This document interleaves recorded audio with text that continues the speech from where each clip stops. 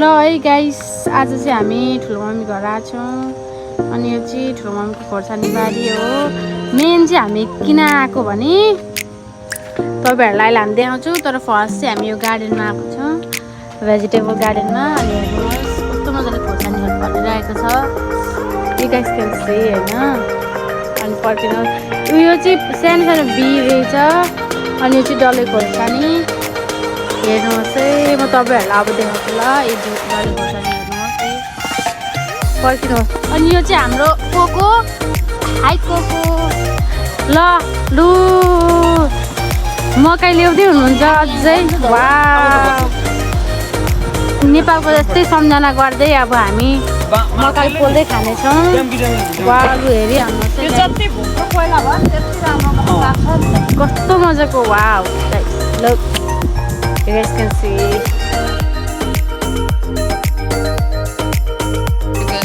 सबैलाई जय मसी म त्यस बोल्दैछु आज यहाँ मकै खान आएको हाम्रो ठुलो दिदी घरमा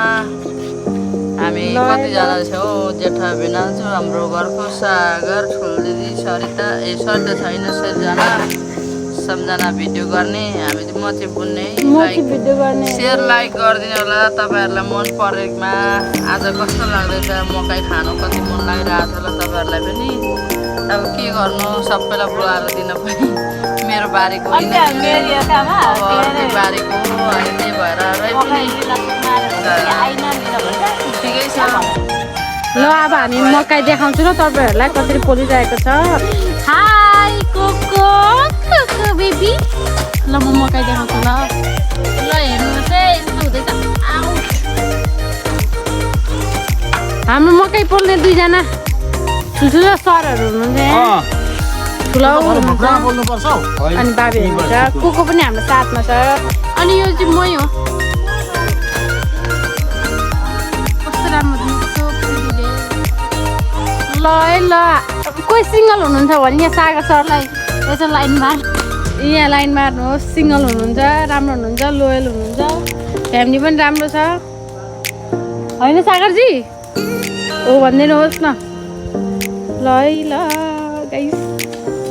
भिडियो हेरेर मन परेमा सेयर लाइक कमेन्ट गरिदिनु होला अनि सबैजनालाई फेरि पनि मेरो तर्फबाट जय मसी